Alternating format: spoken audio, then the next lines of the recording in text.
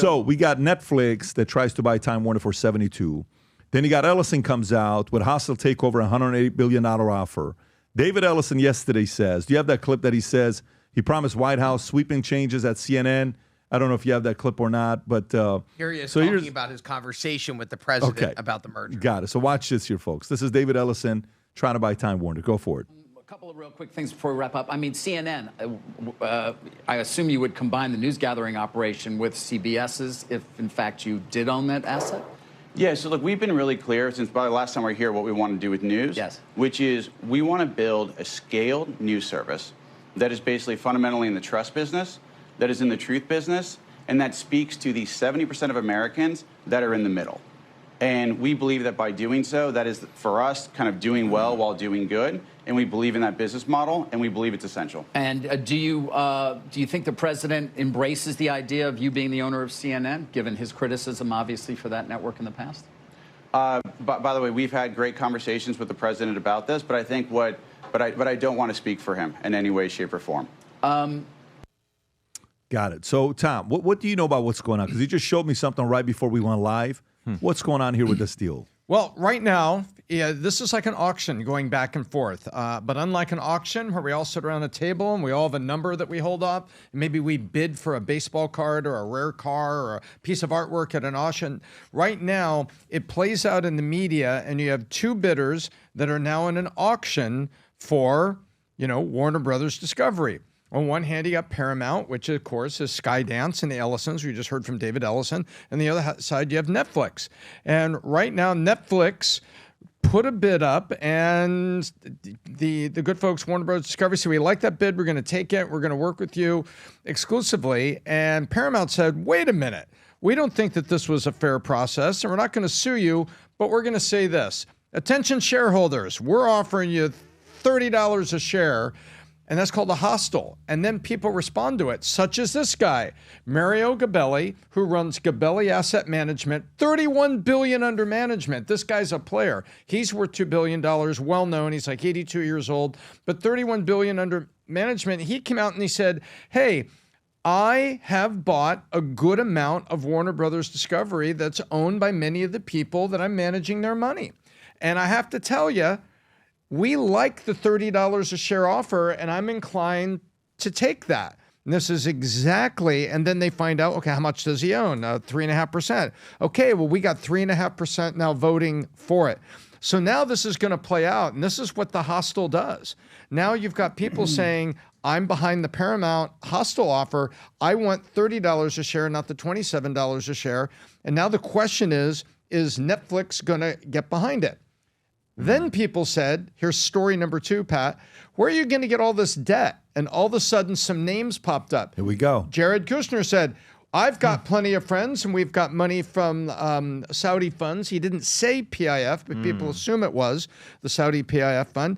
And he spoke up. Then a consortium of large institutional investors from, tell me we've heard this word, Qatar and Saudi and Abu Dhabi came up and said, well, we've got plenty of money and we could put it behind. So all of a sudden, it's like you're at a gang fight and 5 guys with a lot of money stand up behind Ellison and Skydance and says, we're backing him up. Like 2 guys going to fight in the street, Pat? Hey, man, I'll kick your butt. Who's backing you up? And all of a sudden, these guys stand up. We're backing him up. And that's kind of what you have here. Now, you've got him, people saying, do you have the ability to do this at 31 share? That and more. So that's where we are right now. But it's very interesting. This is how the hostile takeovers work. And you got guys like Mario Gabelli going to the microphone and saying, I'll take the hostile offer. It's better for my shareholders. Yeah, so Saudi, Qatar, and Abu Dhabi are going to put up $24 billion, which is 2x what Ellison's are putting up, $11.8 billion for the takeover. And having Kushner involved, this is, Tom, this is almost making it. So then here's the question. You're in the Netflix boardroom. Netflix just a week ago, not even a week ago, 4 days ago, 3 days ago, they're like, this is over. We're picking it up. They came out of nowhere. They're celebrating. Yes, we're going to get all this new stuff on Netflix now from Time Warner. It's going to be a great catalog. What do you do now if you're Netflix? Who you calling? What influence do you have? Well, who's on your side? Who are you going to call that doesn't like those Abu Dhabi, Saudi, Kushner. Who you calling if you're Netflix? Or are you just saying, guys, it's over? You got to ask yourself, if you're Netflix, how bad do we really want this asset at this point? We want it bad, but are we willing to pay this much to get it? And what was the price really going to be to us in terms of operational leverage and the interest on debt that we're going to have to pay? We want this bad, but do we want to pay that kind of a price long-term to operate it? That's the question for Netflix. As everybody has looked around, the rational eyes in the room, and I think I'm among them, have said, you know what? I kind of like Warner Brothers Discovery here with Paramount. I kind of like Netflix, which is now very huge, and I kind of like Disney, and I kind of like the three of them competing each other for the consumer. I kind of like that. I'm not sure I want Netflix to get even bigger. So, and I think I'm one of the rational guys, in my opinion. You know what I would be looking at right now from Netflix? I'd be looking at Bob Iger, okay? Because the perfect case study is, who has done this in the past before? Or it's only one guy, and that's Iger. What did Iger do? He bought Star Wars. He bought this. He bought Marvel. He bought everybody, right? One by one, he was going around buying everybody. How did that do? Did it work out? Maybe it did work out. Maybe it's the woke stuff that didn't work out for them. But when you think about what's in the Time Warner catalog, top 3 largest library in Hollywood, okay? You got DC Universe, you got Harry Potter, you got Lord of the Rings, The Hobbit, The Matrix, Mad Max, The Conjuring Universe, Stephen King's Library Elements, Godzilla, Lego movies, Creed. Then you have the old school stuff, The Wizard of Oz, Casablanca, Singing in the Rain, Rebel with a Cause, Ben-Hur. And then you have the HBO, because that comes with it as well, Game of Thrones, which is legendary, Sopranos, Succession, The Wire, Euphoria, True Detective, Sex and the City, Curb Your Enthusiasm, Boardwalk Empire, and then you have a couple other things. You got Real Sports, Hard Knocks, decades of award-winning documentaries that HBO has done. On top of that, you get Friends, the series. You get The Big Bang Theory, Young Sheldon, ER, West Wing, Gilmore Girls, Pretty Little Liars, Supernatural, 2.5 Men. And then additional, The Lord of the Rings, The Hobbit, Final Destination, Nightmare on Elm Street, Rush Hour, Blade.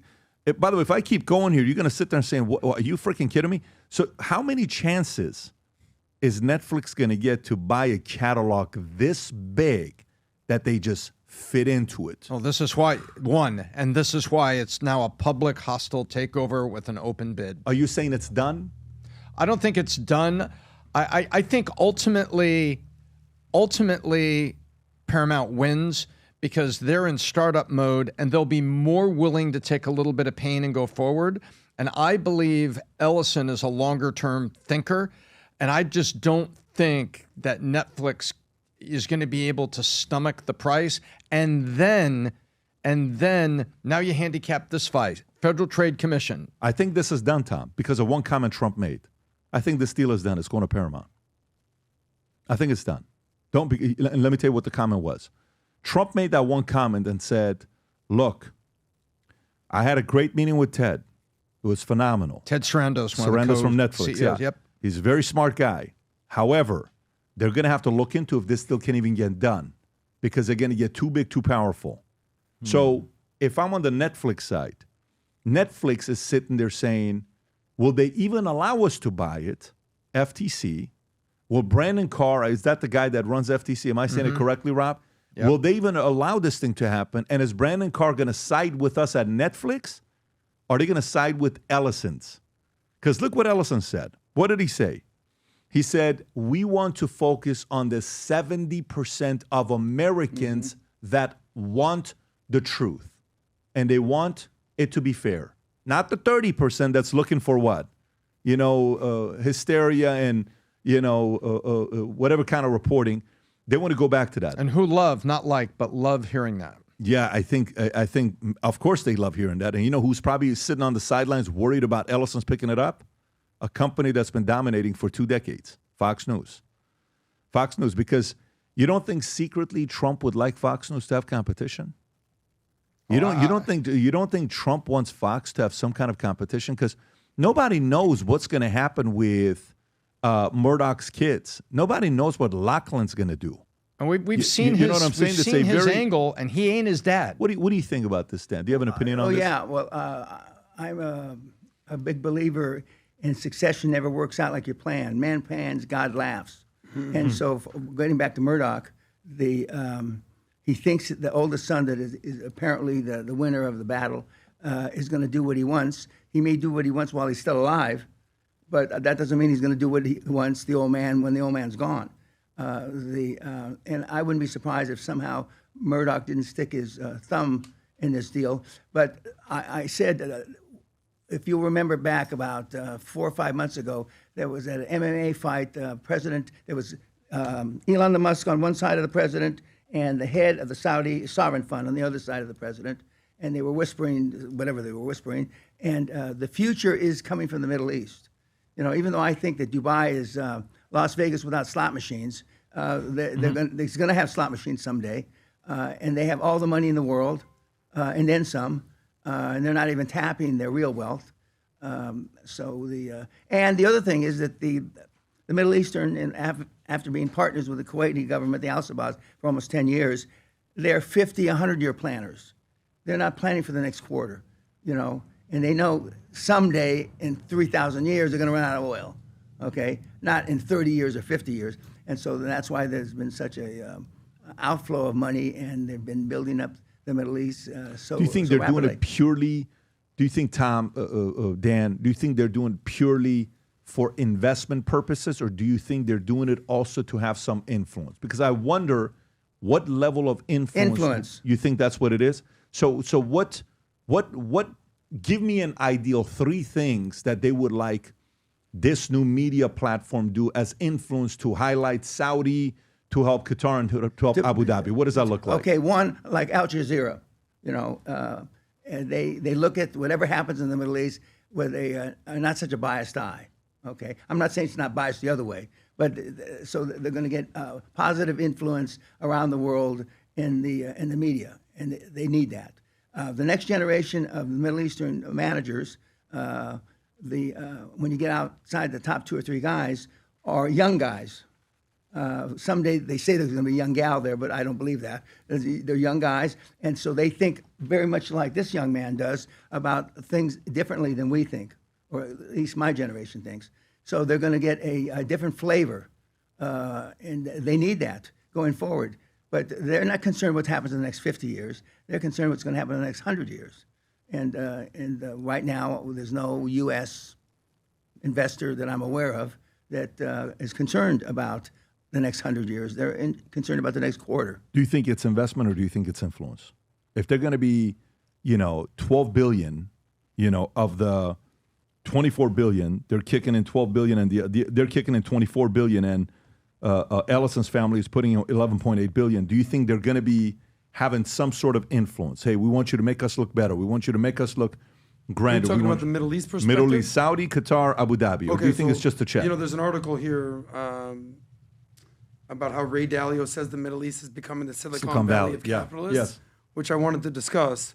So you asked the question, is it business? Is it marketing? What was the question? And look, there's certain, like the other day, I bought into this company that we talked about on the podcast a few months ago. Tom and I called them, boom, deal is done, money's in, we're happy. But it's an investment. I'm not looking for it as influence. Do you think they're just sitting there saying, we want to put some money there and diversify $24 billion because we think in the next 10 years that $24 billion is going to be $100 billion? Or do you think they're putting $24 billion saying, hey, man, you better make us look good as well sometimes. Don't be too harsh on us. Don't be too harsh on Qatar, Saudi, and Abu Dhabi. Well, it's a little bit of both, because if you look at it from, this perspective of who's actually running the Middle East, this article was written by CNBC, conveniently left out who's arguably the undisputed champion of the Middle East when it comes to Silicon Valley, which is Israel. All these other countries, whether it's Saudi, whether it's the UAE, whether it's, you mentioned Kuwait, whether it's any of these Middle Eastern Gulf countries, they have their number one only export is oil and gas. That's it. That's all they got. What Israel is doing is actually building technology, water. You mentioned water. What Israel's doing with water and desalinating water is going to save the Middle East and a lot of countries. Talk about peace deals. A lot of these deals are going to be framed. We need water because we're in the freaking desert and we're all thirsty as hell. and we're going to need Israel. So a lot of these countries are going to have to use this for survival and forget their jihadi tendencies. So as far as diversification, you can't just rely on oil, because in the next 20, 30, 40, 50 years, how much the world is going to run on oil? Significantly less, right? Going green technology. So they're diversifying. The other component is, yes, they do want to modernize. They want to enter the modern world. They don't want to be left in the Middle Ages or the Stone Ages when Muhammad was running around. They need to step into the middle, into the modern world and compete. So a lot of these countries, their only foundation is oil, and they need to diversify and have other things going on. Tom. So, well, I appreciate the segue to Israel, but to focus on just these investors here coming on a Netflix deal, there's a little of both going on. They got into F1. There's like 3 races that are out there on the peninsula. Fantastic tracks. A lot of Western people that are there. Incredible hospitality. I've talked to a lot of people that were there. I'd like to go to one.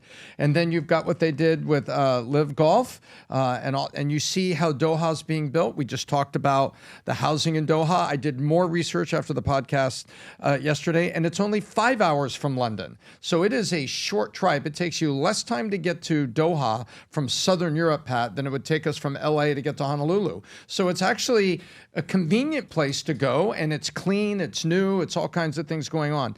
They are doing 3 things. They've been Westernifying up to a point. Come here, enjoy yourself, bring your dollars. But, you know, on the back end, it's still a Muslim country. They have been, some people called it sport washing. You know, instead of whitewashing, sport washing by investing in all the sport to bring people there. But they've also been investing. This is not their first investment. PIF put a giant amount of money into WeWork. PIF money is in, I believe, in Uber. Very large amount in Uber. Check me on this, before Uber went public. And so, number one, they're increasingly shrewd investors, Pat. But in this case, there is also the opportunity to carry messaging to say, hey, there's nothing wrong with Jeddah. There's nothing wrong with Doha. Come on over here. Enjoy yourself. Be part of it. So if I had to split it, I'm probably thinking I'm going to go 1/3, 2/3. 2/3, it's investment, because at their core, they're pretty astute business people. And 1/3, it absolutely, they'd like to influence perceptions through programming, like product placement. And then they'd also directly like to, you know, influence news. It also comes down to leadership. Look what MBS is doing in Saudi. I mean, we were at the American Business Forum put on by Mayor Francis Suarez, who we talked about earlier. With PIF money. That was all sponsored by the Saudi PIF fund. So they're modernizing, and every country wants 2 things, peace and prosperity. And the Middle East has been ransacked by a lack of peace and a lack of prosperity. So leaders like MBS and the Kingdom of UAE say we need to do what we can to basically have that in our country. What's Ray Dalio saying here, Rob? So Ray Dalio was talking about capitalism in the Middle East. Yeah, he's talking about Saudi Arabia and how it's slowly becoming the new Silicon Valley. Is this what Adam quoted earlier? Is there anything unique in there outside of that, or that's pretty much it? I think his take is, sorry, Adam, a little bit better. Whose? Yeah, Ray Dalio takes the Sorry. Play Ray's take. Fine. As you say, I've been coming here for 32 years. So I've watched it evolve from the founder, Sheikh Zayed, to his children. And I think it is the closest thing we get to a paradise in a world that's increasingly in trouble. And they have a great investment management expertise because they have lots of money that they manage for themselves. But when it's coming to money management, that creates a community in which other investment managers come here, and it creates this vibe like a Silicon Valley of investing. So this statement of capital is not just a buzzword, you know, or a slogan. It is that if you want to be in almost the Silicon Valley of investment management, there's an excitement to being here. And it's particularly enhanced by the combination with AI. You know, I would say these are the 2 biggest commitments. We think of Abu Dhabi as being oil, and of course it is. But really now, asset management, because of the amount of assets they have and how they're doing it, and also AI, because of the commitment that they made earlier and now, is creating that kind of vibe. And that's bringing together very interesting people to create a happening environment. There you go. I almost asked Ray Dalio what his point was, but I want to refrain from doing anything like that on this. He's been saying a lot of crazy stuff lately. I don't know how much credibility I give that. Like the stuff he's been saying about China, I don't know. I don't think there's anything. Questioning Ray Dalio's credibility. I am. I know that sounds a bit absurd because he's the most successful hedge fund manager of all time. But what do you think he lacks credibility in? No, it's just like I know that the Middle East is deeply worried about their dependence on oil, and he's making it sound like they're much more successful in like tech and tourism than. Well, it seems I mean, like they listen, actually are. it's very simple. How much of his net? How much, Rob? Can you find out how much of Ray Dalio's net worth is tied to China, and is tied to here? He was talking about who? Middle East. Saudi in the Middle East, yeah. Is he talking Middle East or is he talking specific? He was being very specific about Abu Dhabi. I've been Okay. coming here for 32 years. That's I knew right. the prince. That's how he started. So can you say how much of Ray Dalio's net worth is tied to China and Abu Dhabi? How much is he investing into that? Yeah, let's see. Yeah, that's a good question. Yeah, how much is he investing into that? Which, by the way, let's see. Because to me, I don't know if I see that as a, let's zoom in a little bit, $15 billion to Nate, okay. For example, Bridgewater reportedly managed about $7.5 billion in China-specific funds, okay, but that's his firm. At times, they manage billions of dollars in China. We've always known that. As far as Abu Dhabi, Middle East, Dalio has recently supported initiatives there. Back in a finance center index at NYU Abu Dhabi has spoken positively about the regional potential. Public sources do not break down the net worth tied. The $3 billion figure of Chinese businesses refers to investments in Chinese business, but doesn't necessarily reflect current value. Okay. All right, so, Ray, Tom, what are your thoughts on what Ray just said there? Well, he started, I cling to, first of all, I'm not Team Dalio one way or the other. And what I heard a guy say, I heard a couple things. Number one, I've been here for a while, and so I know what I'm talking about. I've seen the evolution in the new generation. Number two, he said it's the Silicon Valley. It's not becoming Silicon Valley. He was using Silicon Valley metaphor. It's become a Silicon Valley of money management and investing, which I think is correct. And he says they have a lot of their own money, and so the first thing they do is they've been managing the home team, is what I heard him say. Managing their own money. Now, does he have a lot invested there? Well, we don't know, but for Bridgewater to succeed, it probably has to be a global fund. It can't just be an isolationist fund. And so he's probably, being nice to his hosts, because where was he sitting when he said these nice words? And he's probably being nice to some of his investments, because I think there's a zero chance that he has zero invested. And so I think that he's knows what he's talking about. They have managed their money very, very well. They do manage their money first. And yeah, some of the things he says can be a little wonky, but that's what I read from what he said. I didn't see anything that I would say, wait a minute. We love Christmas, and our Christmas merch is officially out. And the hat that we couldn't keep a single one of these, guys were ordering 50 of these at a time. Rob, can you zoom in on that hat? This hat was such a massive hit last year. We sold 3,000 of them like this. They were gone, okay? And people were buying it as Christmas gifts for others, and then they were sending it to their clients, their friends. It says, Merry Christmas, Future Looks Bright on the bottom and on the side with the VT logo. It's just a sick hat. We got a few hats. One of the hats sold out. This one that says Merry Christ Christmas. Nice. This one sold out. This one's gone. But you have the red one. You have the green one to choose from. And then that one as well, Rob. You have this one. This other one we have as well. If you want to go to this one, Rob, this Christmas on the bottom right. Yeah, right there. And then we have the Christmas. If you want to go and show Vinny our model. Folks, look at our models wearing their, and these come with a nice, look at this. Look at this. This is the Santa. That's the pajamas, right? The Merry Christmas They're pajamas, so the ugly comfortable. sweater, Future Looks Bright. They're so comfortable. Super, super comfortable. Forget about the socks Vinny's wearing that made it in there.